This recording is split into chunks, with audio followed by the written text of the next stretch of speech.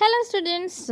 आज हम लोग करेंगे इसका क्वेश्चन आंसर और मैं तुम्हें बहुत अच्छे से एक्सप्लेनेशन भी दूंगी. The poet called dreams as interludes because they occur between reason and imagination. When a person is awake, the ability to use reason is awake with him, but when he falls asleep, he starts to mimic. Question number 2. Why does the poet describe fancy and reason as two opposite forces working in our minds? Answer. The poet describes fancy and reason as two opposite things working in our mind of a person because when a person is awake then their reasoning power is also awake, but as he falls asleep his reasoning power sleeps as well as his imagination wakes up. Thus, constantly two opposite things work in the mind of an individual. You can skip the last line because it is not important. Question number 3. Why does the poet mean by the phrase medley of disjoint things?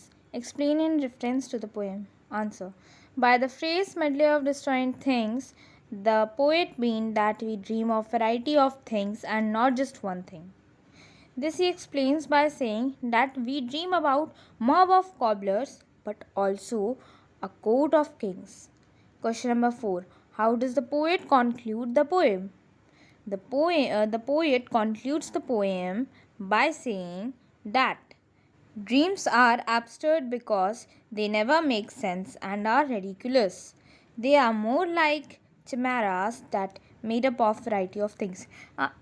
इधर चिमेरास का जो मतलब है वो cameras का है. ठीक है, कैमरा जो था पहले ज़माने में, मतलब पहले इंग्लिश में उसे बोला जाता था चिमेरास. जो अब कैमरास भी तो वैरायटी ऑफ थिंग्स से बनता है. सो वही इसका कहना है. Let's move on to reference to context. Okay, I'm not going to read all the questions because it is too long. Directly we move on the question number 1 of RTC. What is that typical about the Montrose forms we see in our mind? Book में ही तुम लोगों को fill in the blanks दिया होगा, जाके टिक लगा लेना. Second option होगा जिसमें सेकंड और थर्ड पॉइंट तुम्हारा सही होगा अगर लेवेंडर बुक है तुम्हारी तो.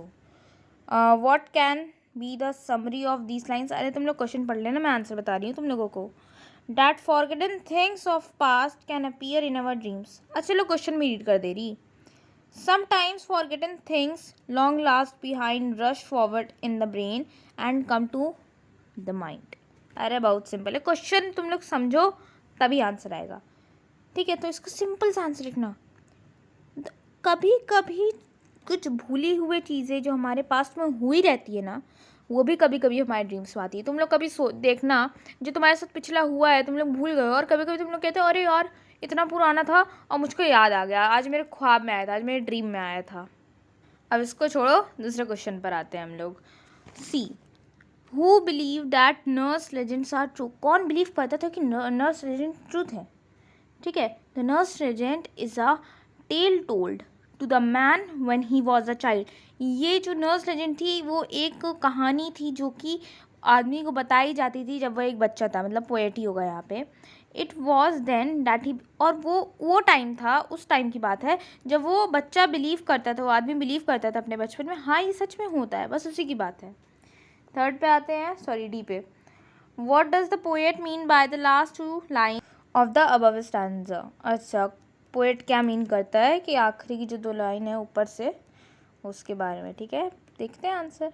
Bye the last two stanzas the poet tries to convey the fact that dreams re-eliminate lost or forgotten memories. What we once used to believe as a child now came back in our mind. अच्छा, जो आप लोगों का अभी B का answer था ना, B वाले का, तो देखो उसकी मीनिंग और इसकी मीनिंग सेम ही थी, but the only difference is that कि इसको थोड़ा सा बढ़ा कर लिख दिया है. देखो इसका हिंदी और इसका हिंदी मैं ईजिली समझा दे रही हूँ कि तुम लोगों को अगर एक का भी आंसर ना आए तुम लोग ओन वर्ड्स में लिख लो. डी समझते हैं क्योंकि लॉन्ग से शॉर्ट निकल जाएगा. अब डी में देखो पहले बढ़ाया गया, हाँ ऊपर के दो स्टैंडर्ड से हमें ये पता चलता है कि पोएट ये कन्वे करना चाहते. ड्रीम्स तुम्हारे माइंड में बार बार आता जाता है, तुम जो भूल गए हो वो भी तुम्हारे ड्रीम्स में आता है, और जब तुम बच्चे थे एक समय में तुम उस ड्रीम्स पे बिलीव करते थे. अब देखो बी वाले का मैं सही बता दे रही हूँ, तुम लोग पेज खोल कर देख लेना. That forgotten things of the past can appear in our mind. इसमें हमने पूरा बताया है कि हाँ कैसे आ रहा है वही चीज़. तुम लोग रीएलिमिनेट की जगह लिख सकते हो फॉरगेटन थिंग्स. जो भूली हुई चीज़ें हैं वो हमारे माइंड में आती है एज अ ड्रीम।